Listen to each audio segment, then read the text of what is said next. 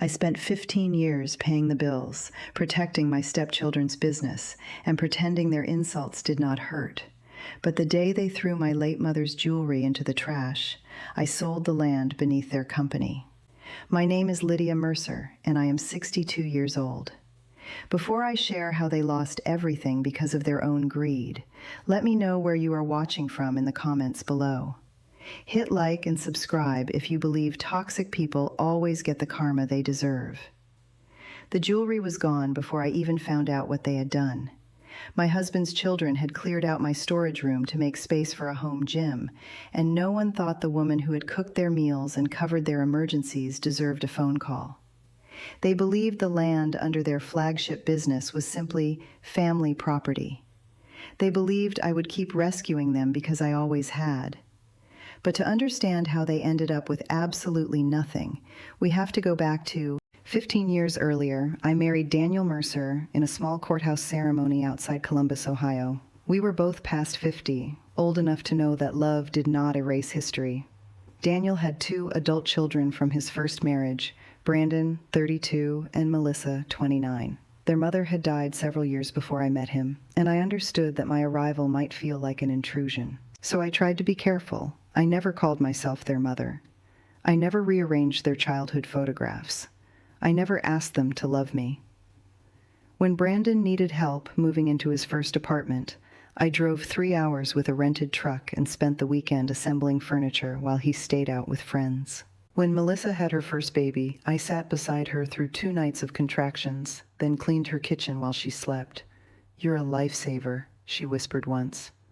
By the following month, she had stopped answering my texts. Daniel always found an explanation. Brandon was busy. Melissa was overwhelmed. They were grieving in their own ways. I nodded because Daniel's face tightened whenever I suggested that his children might be taking advantage of him. He carried guilt like a second wallet, always reaching into it to pay for something. When Brandon opened Mercer Outdoor Supply, Daniel put in the first investment. The store sold camping equipment, kayaks, work boots, and expensive patio furniture. Brandon had confidence, a strong handshake, and no idea how to read a financial statement. Within a year, the company was behind on rent. Daniel wanted to sell a commercial parcel our family owned near the highway. The property had belonged to his father, but after years of legal work and a complicated estate settlement, Daniel and I held it through an LLC. The parcel was valuable because of its location, not because it generated much income. A distribution warehouse rented the back portion, and the payments covered taxes. I suggested Brandon lease the frontage for his flagship store. That would keep the business in the family, Daniel said. It also meant Brandon paid less than half the market rent. I accepted the arrangement after our accountant warned us to document everything. Brandon signed the lease, then immediately began treating the property as if he owned it. He installed a sign without approval, paved over a drainage area, and stopped making regular payments. Whenever I brought it up, he smiled. "Come on, Lydia. You're not really charging family full rent, are you?"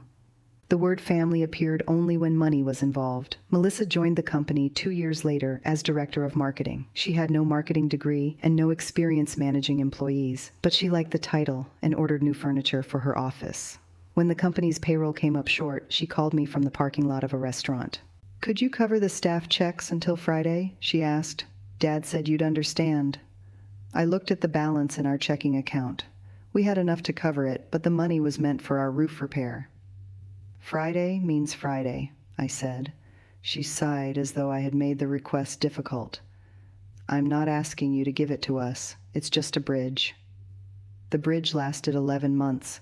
I paid insurance premiums, advanced money for inventory, and signed personal guarantees because Daniel's blood pressure rose every time the bank called. I kept a spreadsheet on the kitchen computer. The numbers grew in red columns while Brandon bought a new truck and Melissa renovated her office bathroom. At family dinners, they rarely asked about me. They asked whether the loan had cleared. Daniel noticed more than he admitted. One night, after Brandon left a muddy pair of boots by the front door, Daniel picked them up and placed them on the mat. "He could show you more respect," he said. "Then tell him." Daniel stared at the boots. "You know how he gets." That became the answer to everything. You know how he gets. She's under pressure. They need us. When Daniel suffered a mild stroke, I was the one who handled the hospital forms, spoke with the doctors, and arranged his rehabilitation. Brandon visited twice. Melissa sent flowers with a card that read, Get well soon, Dad. I slept in a chair beside Daniel's bed for 4 nights. The first morning he could speak clearly, he reached for my hand. "You're my home," he said. I squeezed his fingers, believing those words would matter when the family tested them. They did not.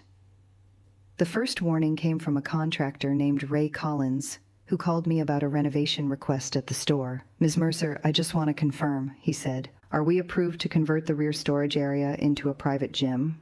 "A gym?" That's what Brandon told us. Weight equipment, sauna, rubber flooring. He said the old storage room had already been cleared. I looked toward the hallway where my mother's belongings were kept. The storage room was attic. The very next afternoon, I drove to the store. Brandon's truck was parked across 2 spaces. Through the front windows, I could see workers carrying boxes toward a dumpster behind the building. Melissa stood near the loading dock, holding a clipboard.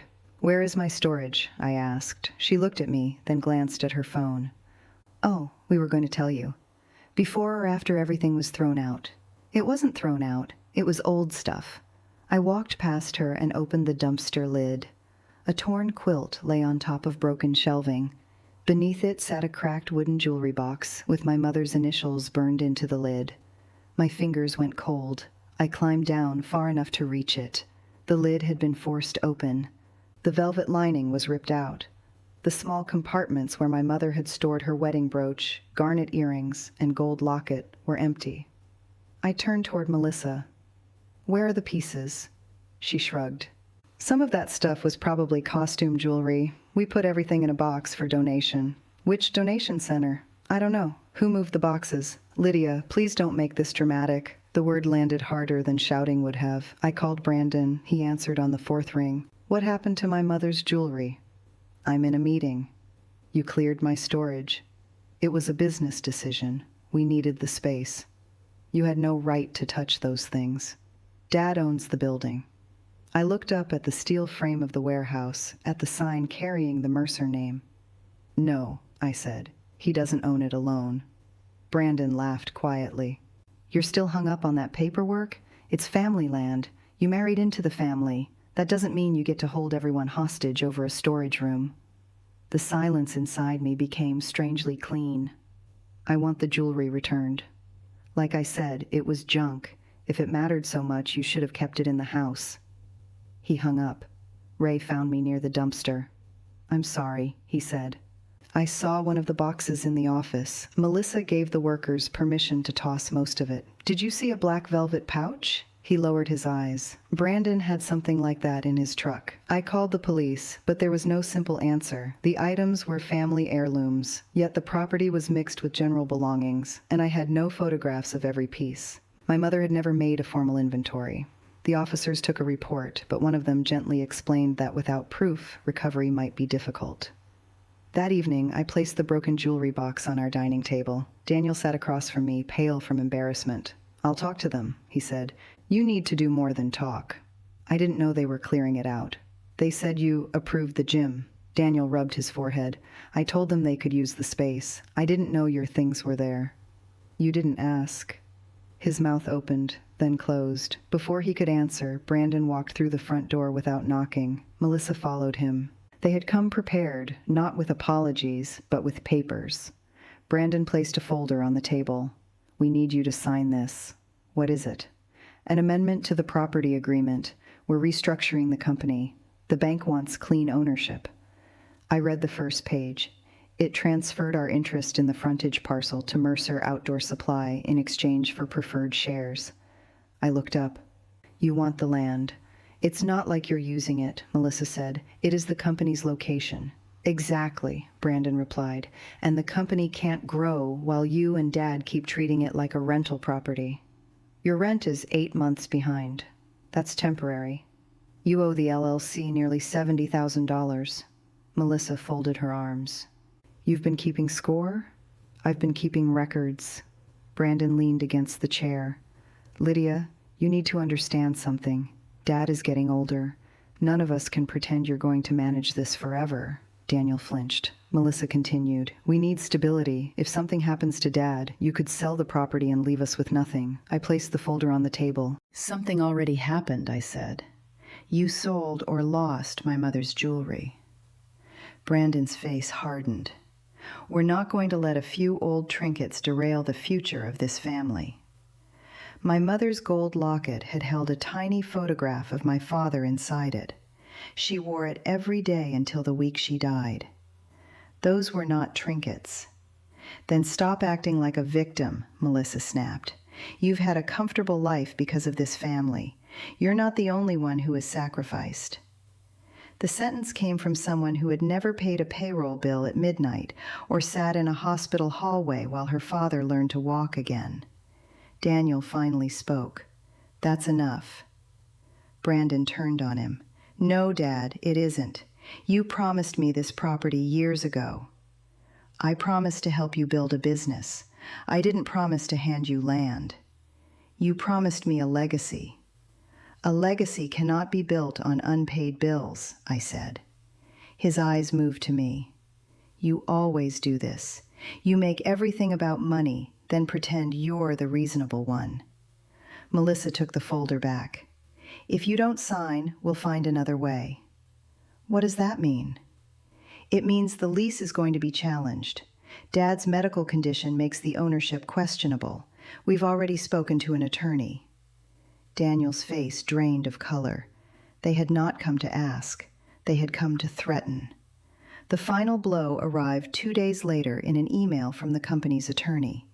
It claimed Daniel might have been pressured into signing property documents years earlier and requested that I surrender control of the LLC pending review.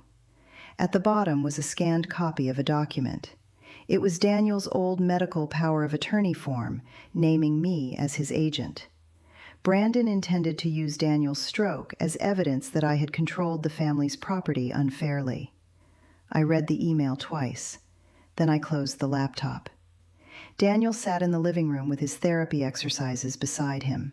He watched my face. What are you going to do? He asked. For 15 years, that question had meant, how will you fix this for us? This time it meant something else. I'm going to stop fixing it, I said. That night, I took every family photograph from the hallway and laid them across the bed.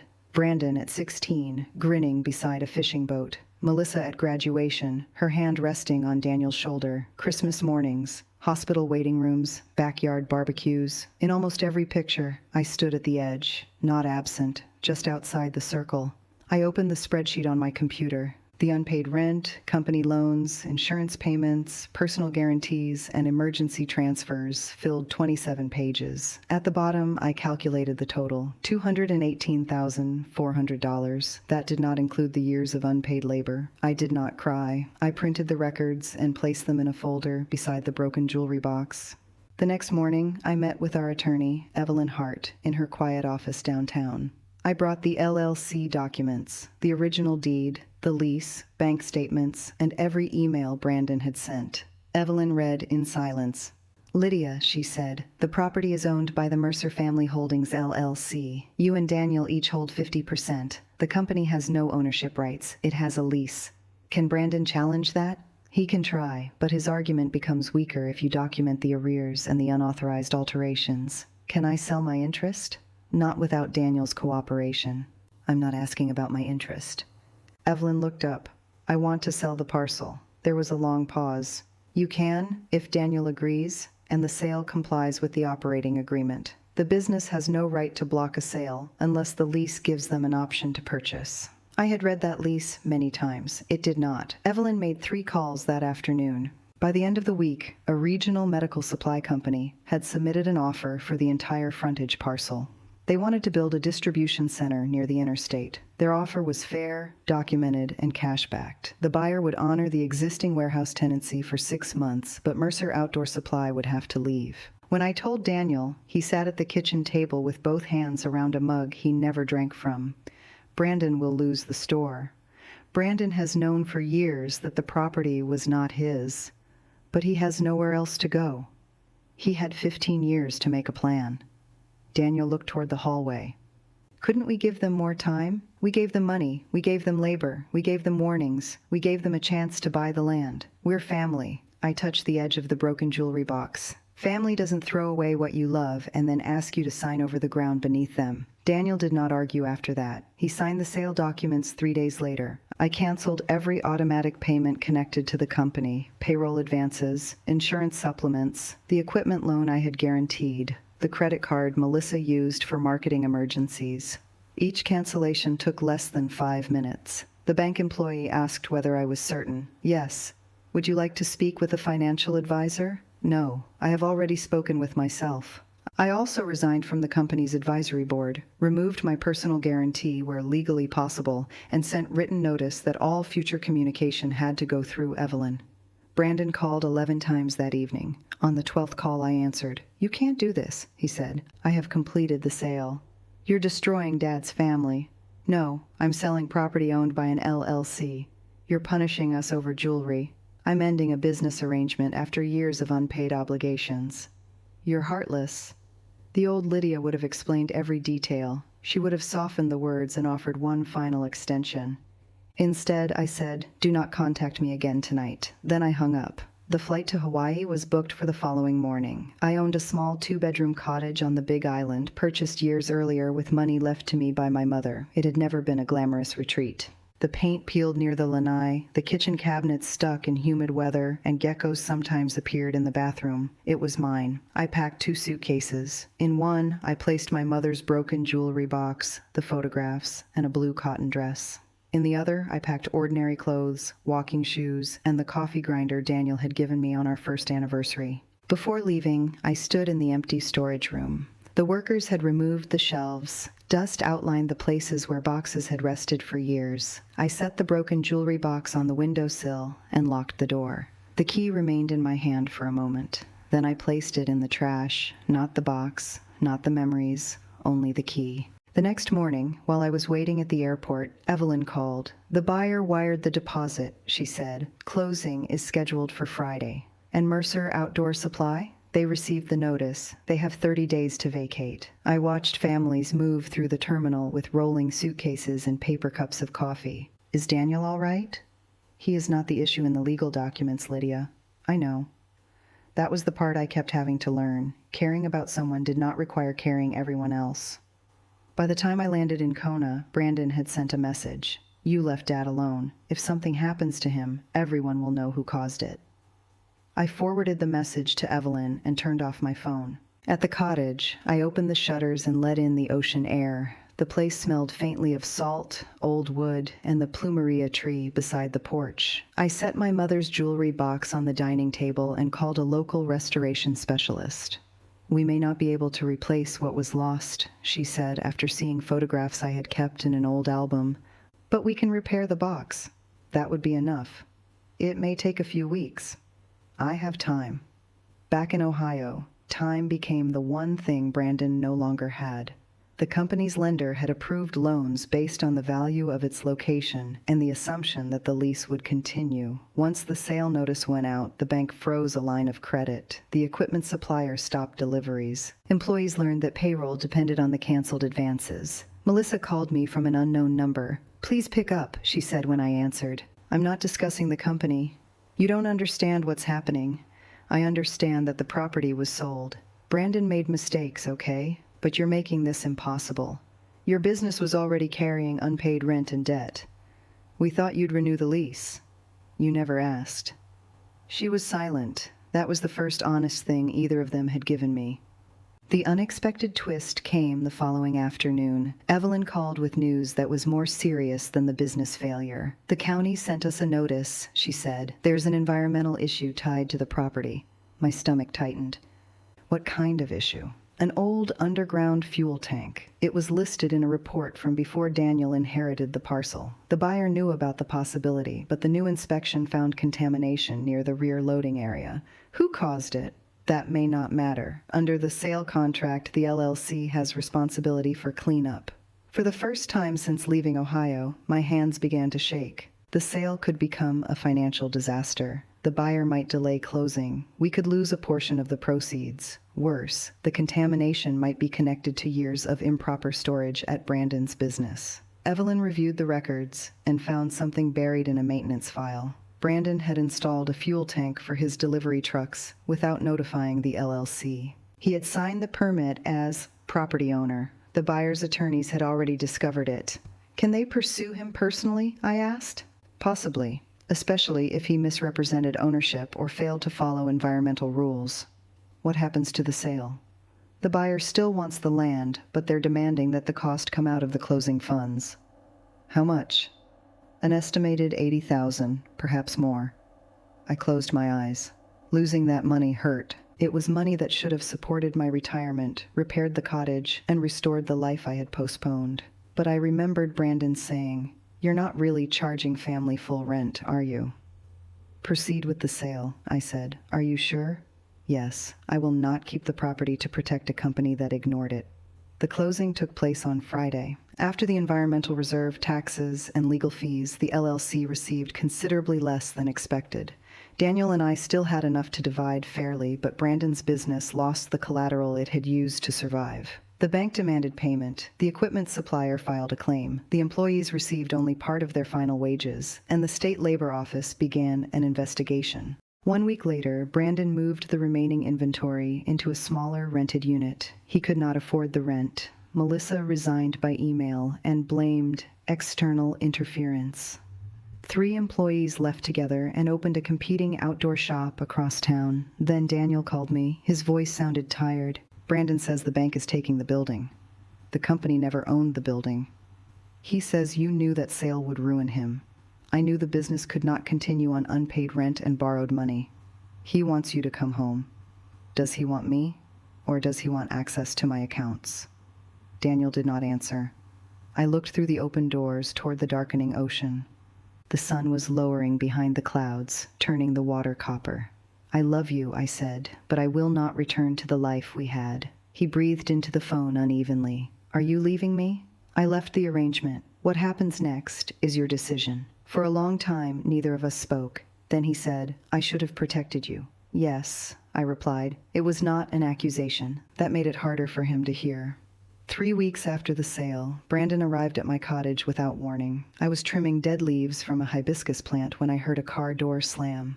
He stood at the end of the path wearing the same expensive watch he had complained about selling. "You flew all the way here to hide?" he asked. "I came here to rest. Dad is miserable. The company is gone. The bank is threatening everything." "Then you should speak with the bank." He walked closer. "You could have helped us. I helped for 15 years. That wasn't help. That was your responsibility." I set the pruning shears on the porch rail. "No, Brandon. It was my choice." He stared at me as if the distinction offended him. "You're destroying Dad's family because you're bitter over some jewelry." "My mother's jewelry was destroyed before I sold the land." "You know what I mean." "I do." He looked toward the cottage. "You have money from the sale. You could invest in a new location." "No." "Just like that?" "Yes." His jaw tightened. "You think you're better than us now?" "I don't think about being better than you." That answer seemed to anger him more than any insult could have. He left after 10 minutes. He did not apologize. He did not ask what had been lost. He asked only whether I would sign another loan. Melissa called the next Sunday. Her voice was softer than usual. "I found one of the pieces." My hand stopped over the coffee filter. "What piece?" "The gold locket. Brandon had it in a box in his truck. He said he was going to sell it, but the pawn shop wouldn't take it without paperwork." I closed my eyes. "Where is it now?" "I have it." "Mail it to me." "I will, but I need you to do something first." "Of course." "What?" "Write a statement saying you gave it to Brandon." "No." "Lydia, if you don't, he could be charged. He took it without permission. But he's already lost everything. He lost a business he did not manage responsibly." "You're so cold." "No," I said. "I am finished confusing guilt with love." She began to cry. The sound pulled at an old part of me, the part that had spent years running toward every crisis. I listened without offering money. When she stopped, I said, "Send the locket through certified mail. Do not contact me again about the company." She never sent it. The attorney later told me the police recovered it during an inventory connected to Brandon's bankruptcy case. The locket was scratched, but the tiny photograph inside remained intact. Daniel came to Hawaii 2 months later. He stayed in a nearby hotel because I was not ready to have him move into the cottage. We met at a cafe overlooking the water. "Of course." "What?" "Write a statement saying you gave it to Brandon." "No." "Lydia, if you don't, he could be charged." "He took it without permission." but he's already lost everything. He lost a business he did not manage responsibly. You're so cold. No, I said. I am finished confusing guilt with love. She began to cry. The sound pulled at an old part of me, the part that had spent years running toward every crisis. I listened without offering money. When she stopped, I said, "Send the locket through certified mail. Do not contact me again about the company." She never sent it. The attorney later told me the police recovered it during an inventory connected to Brandon's bankruptcy case. The locket was scratched, but the tiny photograph inside remained intact. Daniel came to Hawaii 2 months later. He stayed in a nearby hotel because I was not ready to have him move into the cottage. We met at a cafe overlooking the water.